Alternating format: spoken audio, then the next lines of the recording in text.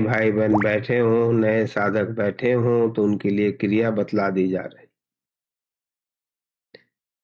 यह साधन अगर आप विचार करें तो सभी के लिए है। सभी को कहने का तात्पर्य, चाहे आप नास्तिक हो, चाहे आप आस्तिक हो, चाहे आप साकारवादी हो, निराकारवादी हो, एक ही परमात्मा को मानते हो या परमात्मा के अनंत स्वरूपों को मानते हो, आपकी जैसी भी विश्वास हो, यह साधना उस स्थिति से आगे बढ़ाने का कार्य करती है।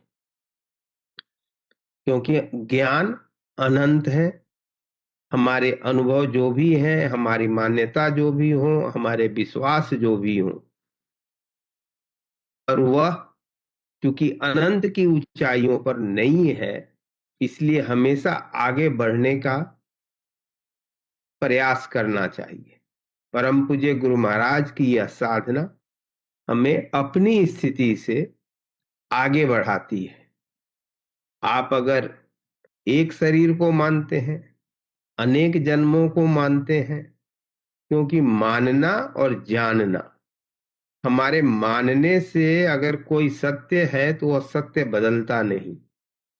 इसीलिए हमारा मानना जो भी हो, ज्ञानी पुरुष कहते हैं कि हमेशा सत्य की खोज में लगे रहना चाहिए। तो मानना हमारा सत्य भी हो सकता है, असत्य भी हो सकता है। जब तक हम उसकी खोज करेंगे नहीं, तब तक हम उसके वास्तविकता को कभी जानेंगे नहीं।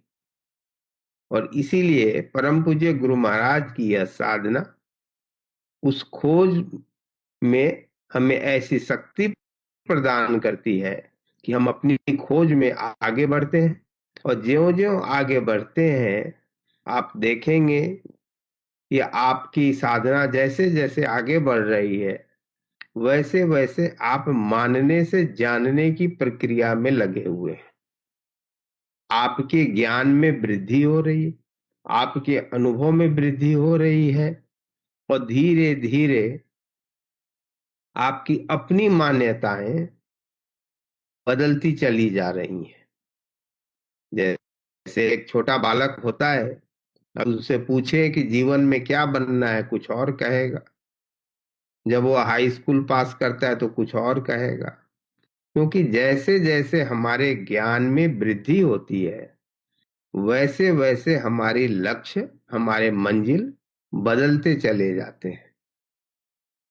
जीवन में लक्ष्य होना बहुत ही अच्छी बात है, पर अगर हमें जीवन के किसी मोड़ पर पता चले कि हमने गलत लक्ष्य का निर्धारण कर रखा था, तो आज के ज्ञान की रोशनी में उसे बदलना अच्छी बात होती है।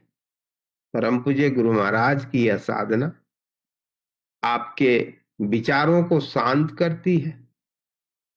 जैसे आप संसार में भी देखते हैं, अगर आप क्रोध में हैं, अगर आप लोभ में हैं, तो आपकी विचार शक्ति प्रभावित हो जाती है और उतने अच्छे से विचार आप कर नहीं पाते, निर्णय ले नहीं पाते।